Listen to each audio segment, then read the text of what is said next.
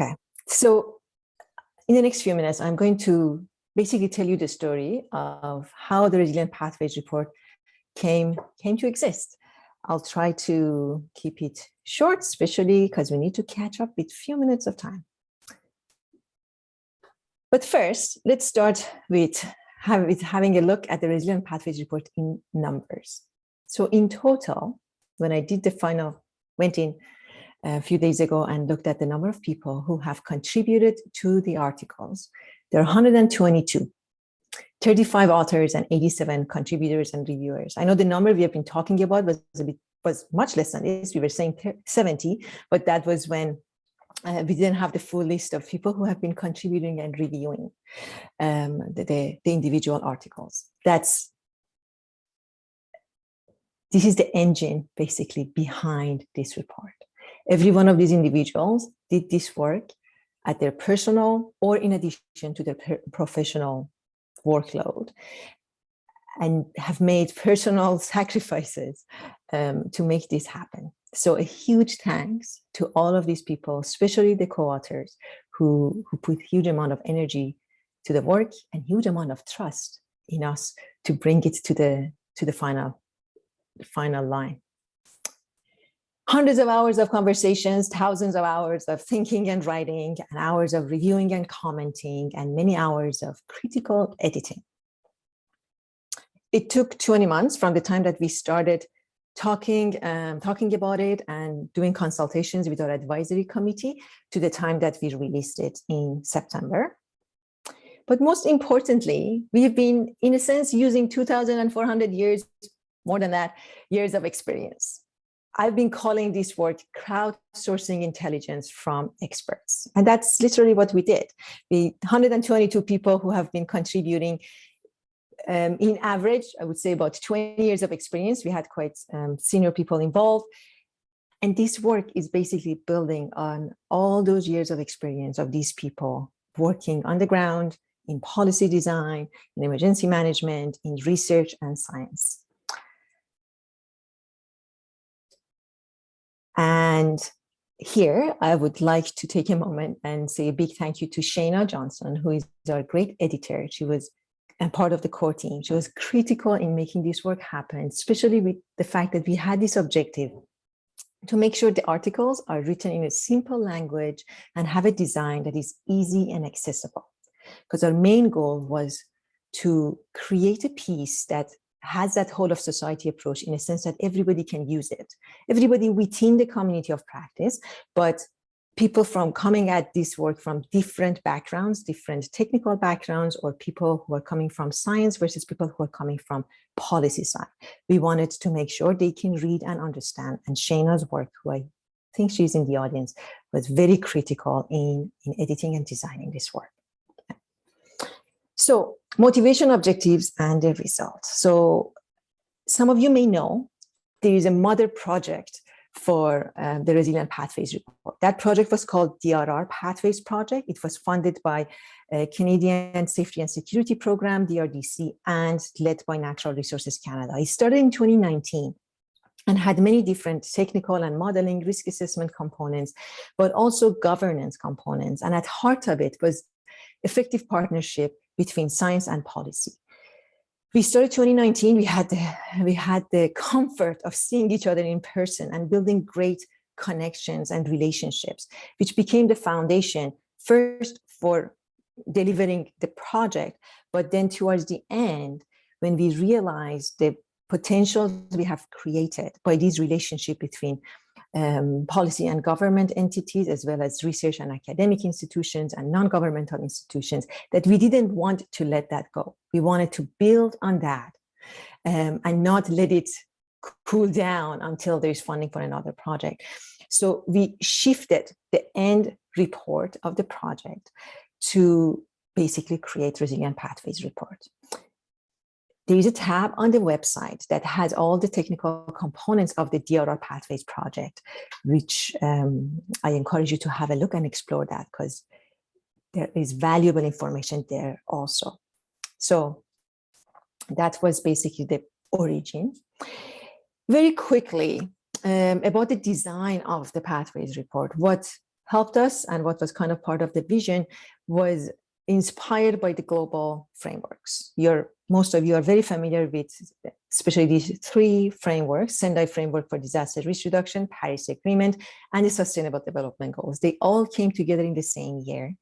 They are interconnected, especially because disaster risk reduction and climate change adaptation are not meaningful unless they are integrated into the overall and ongoing development planning in various sectors.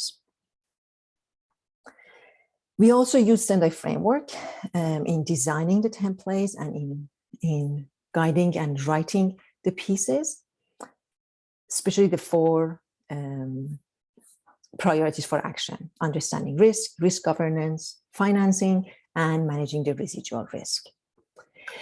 Another important element of Sendai Framework, which again was used in designing this work, is the fact that Sendai brought this shift forever. Even now, when people hear the word disaster, they only think of response and recovery. Whereas Sendai brought this shift of defining disaster risk reduction as basically three components. One, preventing creation of new risk. Our new development should not lead to significant increase in risk. By putting our assets, by putting our people and our valuable physical assets or non-physical assets in the harm way. So we have to, with good planning and zoning and preventive measures, avoid creating new risk through new development. The second is reducing existing risk with structural and non-structural measures. And at last, no matter what, we will still have residual risk, which needs to be dealt with by building resiliency, by having good preparedness, emergency response planning, recovery and build back better, but also through risk transfer, such as a financial risk transfer, such as insurance. All of that needs to be risk informed. All the wide range of measures need to know the definition and characteristics of the problem in order to effectively manage that problem. But also Sendai puts forward and puts a huge emphasis on the whole of society approach, both on the fact that everybody in the society has a role to play, but also the fact that the measures and our approaches to risk management should be inclusive of the whole of society. So with all of that, we try to incorporate all of that into the design of the Pathways report with three objectives: sharing knowledge and information about existing practices and capacity, providing guidance for the path forward on understanding risk and building resilience. The focus was in BC, but a lot of the findings and a lot of the findings on the gaps and challenges, but also recommendations, are relevant to other provinces across Canada, and I believe across the world, in other countries as well. There's a lot of commonality in the trends of challenges and opportunities.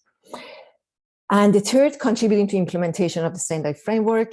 Canada was among the countries that adopted Sendai Framework in 2015, and later province of BC was the first province that adopted Sendai in 2018. As Catherine mentioned, we're in the process of modernization of the Emergency Program Act, and earlier this year, BC Climate Preparedness and Adaptation Strategy and Actions were released. So the findings, recommendations are timely in helping with designing the Modernization Act, but also the policies and programs that will be part of implementation of these policies. The audience, again, already mentioned the whole of society approach. So we want all practitioners, researchers from both sides of the science and the policy and the governmental and non-governmental entity, public and private entities be able to benefit from this work. If the work continues, the purpose it can serve includes acting as a reference, ideally up-to-date reference for practitioners, especially at the local level, and mechanisms to monitoring progress in approaches for disaster and climate risk management, and be a platform for collective and strategic voice of the experts and practitioners who are working in this field. We felt like that's one of the most valuable objectives or the purpose this report serves. It provides a mechanism for people who are working every day on the ground, dealing with the problems, observing the issues. They will have a mechanism to come, share it with the group that we're leading, writing an article on a topic, and then putting it in writing in a simple language that the policymakers and their colleagues across other jurisdictions can benefit from their insights. You have seen the website. So in 2022 version, we have one strategic summary for policymakers. It's called summary. It's not very short, 33 pages. We need a summary for the summary now. We have 4 chapters, one on basically understanding the hazards and risks, the hazard threat we have called it, and we have one article on hazard overview, and 7 hazards and risks are covered. Chapter 2 is on the practice. We have articles on critical infrastructure, social infrastructure, and also seismic design of building for functional recovery. We have in chapter 3 is more about enabling actions, so role of different actors and partners such as media, professional associations, and review of the NDMP, especially in the BC, and one article on open disaster risk reduction data platform. Chapter 4 is dedicated to research, and we have 2 very interesting articles from UBC in that chapter. In preparation for this presentation, I went back to my files from the past, from a year and a half ago. These are the sets of, in a sense, items and that were the expectations from our advisory committee in 2020.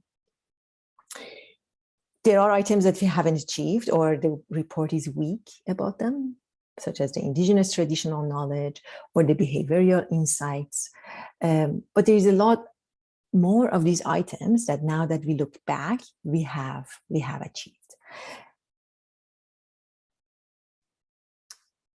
And at last, I want to leave you with this point that I think you agree, for such complex problems, such complex challenge, such as climate change, the impacts from the climate change and disaster risk, there is no silver bullet solution. There is no one simple solution. And the solutions are created and actions are taken when people with passion and intention are equipped with information and knowledge and supported by the governance mechanism that they belong to. Basically, that is the definition of people who have agency to take action and bring the change that is needed.